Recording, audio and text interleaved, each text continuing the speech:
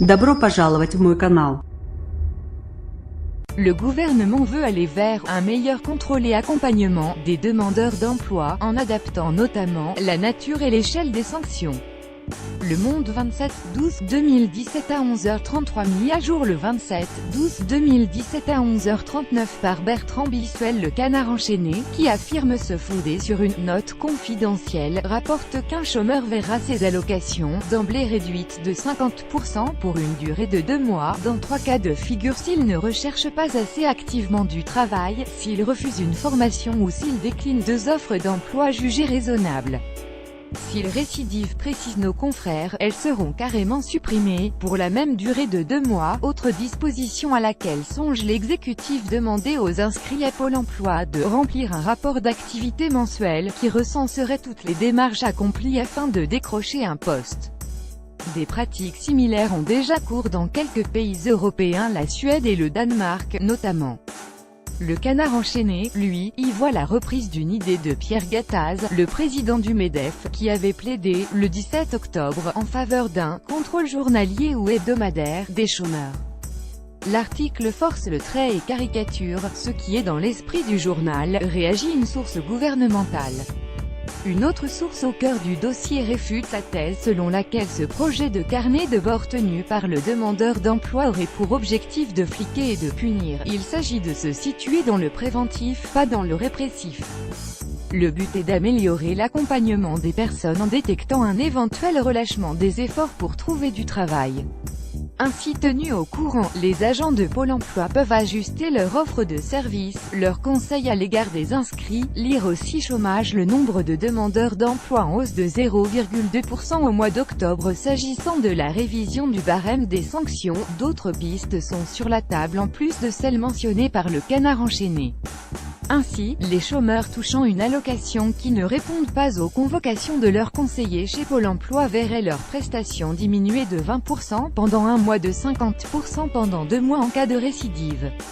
La punition serait, dans cette hypothèse, moins sévère qu'à l'heure actuelle, puisque les refus de répondre aux convocations entraînent la radiation des listes pendant 2 mois, la première fois jusqu'à 6 mois, si le manquement se reproduit.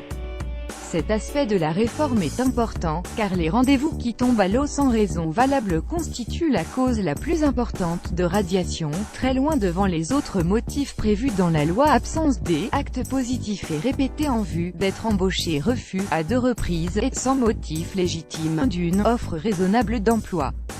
Adapter la nature et l'échelle des sanctions. Quant aux chômeurs non indemnisés, qui snoberaient leur correspondant à Pôle emploi, le régime pourrait être différent de celui appliqué aux demandeurs d'emploi percevant l'allocation: une radiation de 15 jours, la première fois d'1 mois, la seconde.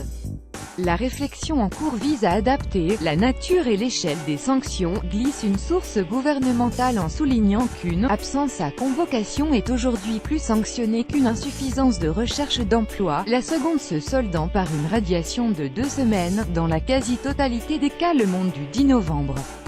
Lire aussi 3 réformes sociales sur le feu en 2018. Ces projets s'inscrivent dans la droite ligne du programme de travail que les services de Madame Pénicaud ont remis, le 14 décembre, aux partenaires sociaux.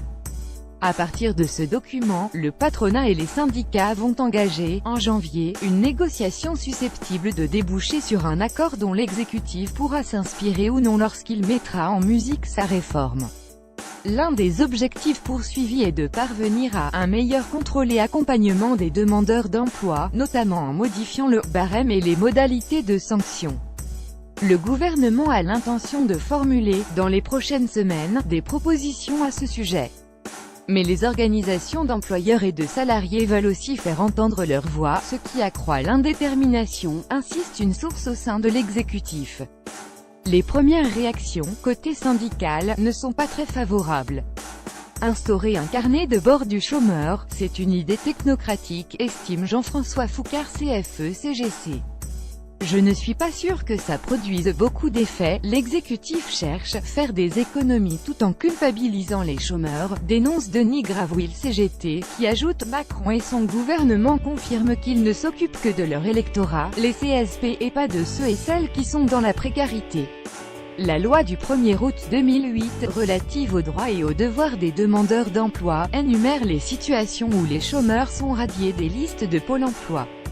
Sont notamment concernées les personnes qui ne peuvent justifier de l'accomplissement d'actes positifs et répétés en vue de retrouver un emploi, ainsi que celles qui, sans motif légitime, refusent à 2 reprises une offre raisonnable d'emploi.